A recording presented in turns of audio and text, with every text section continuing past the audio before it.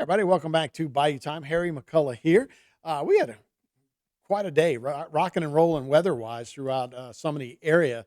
Some people got it a lot worse than others, and one of those areas coming through St. Mary Parish and into Assumption Parish, where they actually had some damage from the storm. Joining us now on the phone is Thomas Long, the Assumption EOC. That's the Emergency Operations Center Director.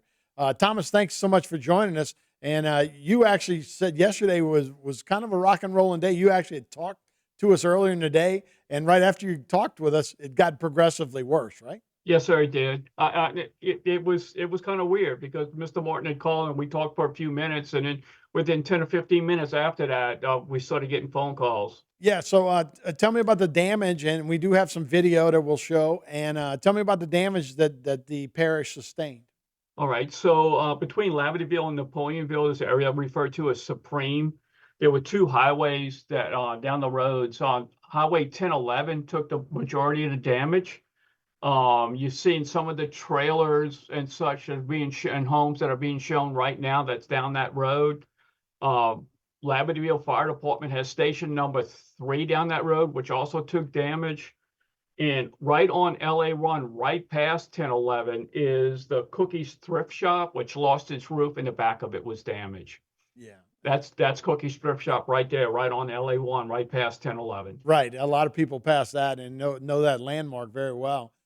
And so, like I said, we do have some video of it as well. And this looks like the storm's still kind of in the background a little bit. Yes, sir. I have to commend the sheriff department. Sheriff Falcon's people were Johnny on the spot. They had the road closed off. We had gotten energy out there to make sure the lines were no longer live. So if anybody needed to evacuate that area, they could actually go in and rescue them if need be. Right. And so no injuries were sustained by the storm yesterday? None reported to this office at this time. We've been keeping our ear open. I had my people working this storm when I first came in. Um, Carol was actually contacting the residences and putting them in touch with the American Red Cross so we can get aid out there to them. I got 6 addresses that were affected, and then I sent Ann out in the field to take photographs so we can document this in the event that we need the pictures or the documentation later.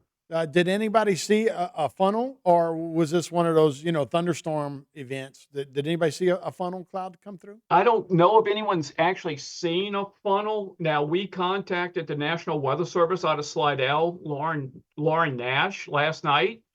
And she was Johnny on the spot first thing this morning. She was at my office and she was out. I'm waiting on her report. She told me I should have something later on this afternoon telling me whether or not it was a tornado or not. So once we get them, confirming it was, then we'll put that word out. Yeah.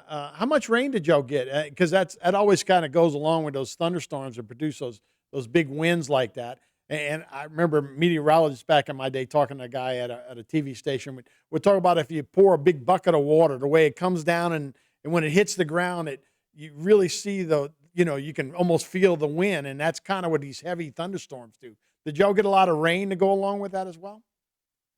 We did get some rain. I couldn't give you the actual amounts at this time, but I can follow up on that. Yeah.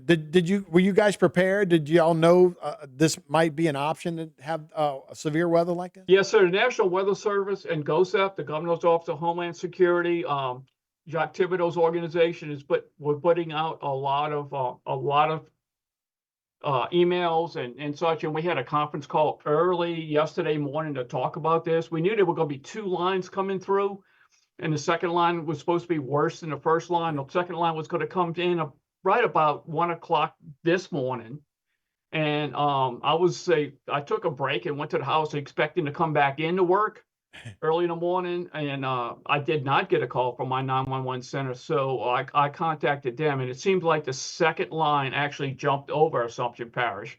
Thank God for that. We didn't need something worse than what we just had. Yeah, well, yeah, you certainly don't need a double up like that, and that's good news. It does look like it went at night, and maybe some of those thunderstorms calmed down a little bit, particularly on the south end of it as well. That didn't take the brunt of a little further north as we did. Like I said, I was in Baton Rouge, spent the night last night and it was about 11, almost 12 o'clock when it came through up there. So it had been about 1 there, but good thing that it did. We certainly, especially people trying to clean up, didn't need that on top of it. Yeah, What you hit about the the nail on the head. yeah, about the cleanup situation? So people were out today, and I guess trying to get things cleaned up. And you said these pictures will help when they need to talk to anybody trying to help out, right? Oh, absolutely. And like I said, we put our people in touch with the Red Cross up and keeping the police jury advised to the situation. We have a police jury meeting tomorrow night, and debris cleanup is going to be a topic of discussion tomorrow night with the jury. Yeah. So yeah, that'll be big. And you said 6 homes were damages or buildings, right? Because you said one of them was your fire department. Well, 6 homes, a fire department, and that store. So a total of 7 different structures. And some of those homes are actually trailers. Yeah, yeah, they were. So I guess y'all will continue to watch these things. Tornado's a pretty rare event for us, right? I know that Assumption got hit by a tornado in Penkerville, and I want to say that would have been 10, 12 years ago. Right. That's the last one I'm aware of in Assumption Parish. Yeah, well, that's a good thing. So, hey, so Thomas Long, Assumption EOC director, thanks so much for joining us, and we'll continue the developments as you guys clean up. Yes, sir. Thank you for your time. Okay, that's Thomas Long. We'll be right back with more Bayou Time right after.